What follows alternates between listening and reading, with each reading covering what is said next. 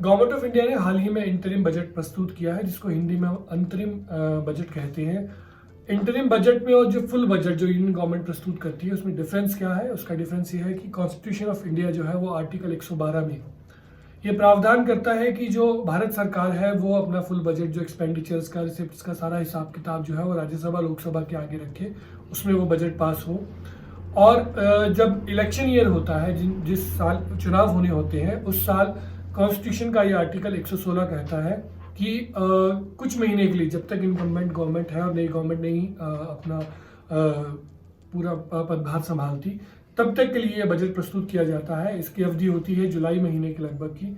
और तब ये बजट प्रस्तुत किया है, जिसको हम इंटरिम बजट कहते हैं। गवर्नमेंट ऑफ इंडिया ने जो हाल ही में इंटरिम बजट प्रस्तुत किया है, उसमें हिमाचल प्रदेश के लिए क्या है, उसमें आम जनमानस के लिए क्या है, उसको लेके हम आपके समक्ष प्रस्तुत हुए हैं। इसमें सबसे पहली बात कही गई है, जो प्रधानमंत्री ग्राम सड़क योजना है, उसके फंड इंक्रीज कर दिया गया है लगभग 12% के लगभग, जिससे जो है वो गाँव की कनेक्टिविटी शहरों के साथ और ज़्यादा बढ़ेगी, और उससे कई तरह के और जो अपॉर्चुनिटीज़ है वो गांव के लोगों को मिलेंगी, चाहे वो एजुकेशन सेक्टर में हो, चाहे बिजनेस सेक्टर में हो। उसके बाद जो दूसरी बड़ी चीज़ की गई है, वो घरेलू उद्योग जो है उसमें 271%, 271% जो है वो इंक्रीज किया गया है फंडिंग में। लगभग 1900 करोड़ के लगभग फंडिंग जो है वो इसमें की जाएगी। पहले 500 करोड़ के आसपास ये फंडिंग थी, जिससे जो डोमेस्टिक इंडस्ट्रीज हैं, फ्लोरिकल्चर है आपका, या घर के छोटे मोटे उद्योग, जो बड़ियाँ पापड़, इस तरह के छोटे छोटे उद्योग जो गाँव में भी पनपते हैं, उनको फंडिंग की जो है वो और जो है वो सपोर्ट, आर्थिक मदद गवर्नमेंट ऑफ इंडिया से मिलेगी।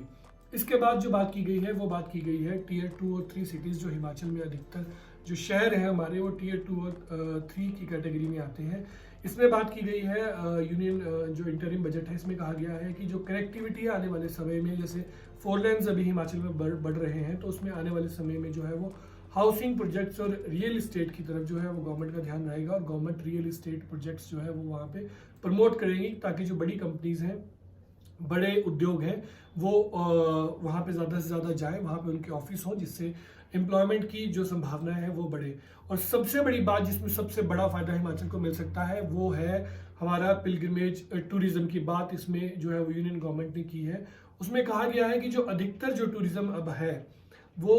60% के लगभग जो है वो स्पिरिचुअल टूरिज्म यानी आध्यात्मिक टूरिज्म हो गया है, जिसमें लोग जो है वो मंदिरों पे या तीर्थ स्थानों पे जाने की अब एक ट्रेंड चल पड़ा है लोगों में। और उसमें एक आंकड़ा दिया गया है कि राम मंदिर की प्रतिष्ठा के बाद जो है वहाँ पे लगभग जो रोजाना और एन एवरेज 80,000 से 1 लाख लोग वहाँ पे रोज आ रहे हैं। तो उस पिलग्रिमेज की जो टूरिज्म की बात उसमें की गई है, कि इससे गवर्नमेंट ऑफ इंडिया ने कहा है कि पिलग्रिमेज टूरिज्म को बढ़ावा देने के लिए उनको फंडिंग और नए प्रोजेक्ट्स को अप्रूवल की बात उसमें की गई है इस इंटरिम बजट में, जिसको लेकर हिमाचल को सबसे बड़ा फायदा इसलिए मिल सकता है क्योंकि हिमाचल में ज़्यादातर शक्तिपीठ जो है वो हिमाचल में है, चाहे नैना देवी है, चिंतपूर्णी है, चामुंडा है, कांगड़ा है, ज्वाला जी है। और इसके अलावा जो बुद्धिस्ट पिलग्रिमेज का सबसे बड़ा सेंटर विश्व का जो एक समय में था, वो दलाई यहाँ पे धर्मशाला में रहते हैं, इसलिए यहाँ पर बुद्धिस्ट काफ़ी आते थे। लेकिन अब उन्होंने टीचिंग्स अपनी कम कर दी हैं, क्योंकि उनका स्वास्थ्य ऐसा है, तो उनका आवाजाही कम हो गई है। लेकिन यदि हिमाचल सरकार चाहे, यहाँ की ब्यूरोक्रेसी यदि चाहे, तो इस पिलग्रिमेज टूरिज्म को लेकर जो यूनियन गवर्नमेंट का ध्यान इस तरफ गया है, उसको लेकर हिमाचल में काफ़ी बड़े प्रोजेक्ट्स लाए जा सकते हैं।